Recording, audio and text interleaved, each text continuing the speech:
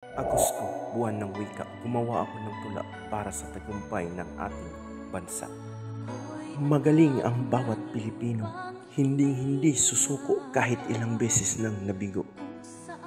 Patunay lamang ito na ang dugong nananalaytay sa atin ay dugong galing pa sa bayani natin na itinatag ang bansang maharlika sa iisang layunin. Upang itaas palagi ang bandera saan mang laban, Pilipino ay nangingibabaw sa angking galing at husay sa lahat ng larangan.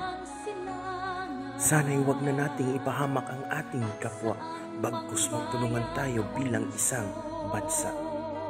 Matalino at matitikas, yan ang mga Pilipinong kayumanggi. Di nababagay na gawing basihan ang pagbigkas ng Ingles at iba pang lingwahe. May pakita lang na angat ang imahe.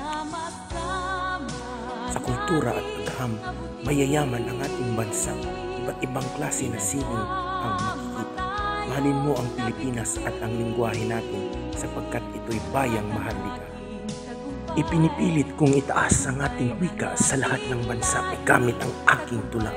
Maging mahusay sa paggamit ng salita na galing mismo dito sa ating sariling bansa.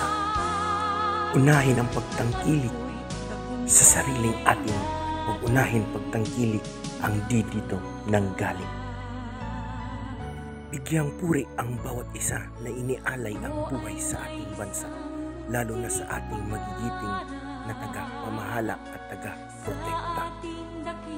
Bayan kong Pilipinas, minahal kita mula pa nung una hanggang sa pagbukas ng aking hininga.